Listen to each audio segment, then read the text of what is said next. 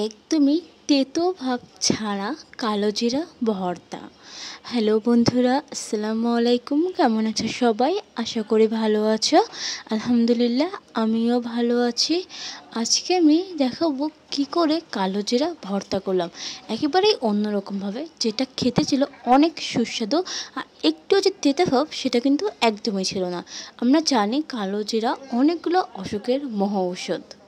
কালোজিরা ভর্তার জন্য আমি প্রথমেই নিয়েছিলাম কালোজিরা, সেটা খুব ভালোভাবে বেছে নিয়েছিলাম যাতে কোনো ময়লা ভিতরে না থাকে। এরপরে নিয়ে নিয়েছি এখানে পেঁয়াজ কুচি, রসুন, কাঁচামরিচ কুচি। তোমরা চাইলে গোটাটাও ইউজ করতে পারো, আমি একটু কুচি করে নিয়েছি, এতে করে আমার বাটতে খুবই সুবিধা হবে। আর অবশ্যই পেঁয়াজের পরিমাণটা একটু বেশি নেবে, যেহেতু রসুন, পেঁয়াজ আর কাঁচামরিচটা বেশি নিলে তেতো ভাবটা কিন্তু অনেকটাই কমে যায়। প্রথমে কড়াই গরম করে নিয়েছি, এবার এর মধ্যে দিয়ে দেবো সামান্য পরিমাণে তেল দেওয়ার পরে আমি যে রসুন, পেঁয়াজ এবং কাঁচামরিচ রেখেছিলাম কুচি করে, সেগুলো সমস্তটাই দিয়ে দিব। দিয়ে খুব ভালো করে ভেজে নেব। যতক্ষণ না পেঁয়াজটা সিদ্ধ হচ্ছে বা কাঁচামরিচটা হালকা সিদ্ধ হচ্ছে, ততক্ষণ আমি ভাজতেই থাকবো। আর এই ভেজে নেওয়ার ফলে কিন্তু স্বাদটা আরও দ্বিগুণ থেকে দ্বিগুণ বেড়ে যায়। একটু নাড়াচাড়া করে আমি ঢাকনা দিয়ে ঢেকে দিচ্ছি ঠিক 2 থেকে 3 মিনিটের জন্য।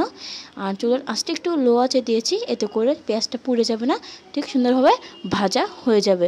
দেখো আমি আবার একটু নাড়াচাড়া করে দিচ্ছি ভালো করে মাঝখানে। এরকম আমি ঠিক 2 থেকে 3 বার নাড়াচাড়া করে দিয়েছিলাম। এরপর দেখো কালারটা কিন্তু হালকা চেঞ্জ হয়ে এসেছে, পেঁয়াজটাও সিদ্ধ হয়ে গিয়েছে একদম। আর মরিচের কালারটা তো দেখতেই পাচ্ছ, মরিচটাও খুব ভালোভাবে সিদ্ধ হয়ে গিয়েছে। তো আমার নাড়াচাড়া করা শেষ। এবার দিয়ে দেবো কালো জিরা দেওয়ার পরে আবারও খুব ভালো করে 2 থেকে 3 মিনিট আমি একটু নাড়াচাড়া করে নেব।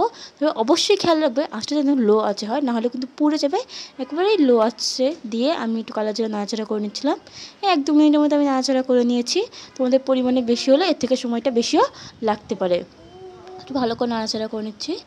তো কালোজিরা কিন্তু আমাদের প্রত্যেকের জন্যই অনেক উপকারী একটা জিনিস। ঠিক আমি যেভাবে আপনাদেরকে স্টেপ বাই স্টেপ দেখাচ্ছি, সেরকমই যদি করে ভর্তা করতে পারেন, তাহলে আমি বলবো একদমই তেতো ভাব লাগবে না। আর বাচ্চারা এটা খুব অনায়াসেই খেয়ে নেবে, কারণ অনেকে এটা খেতেই চায় না তেতোর জন্য। তো আমি বলবো একবার হলো আমার মতো করে আপনারা ট্রাই করে দেখবেন। আমার ভাজা হয়ে গেলে এবার শিলপাটায় নিয়ে নিয়েছি, তোমরা চাইলে ব্লেন্ডার করতে পারো।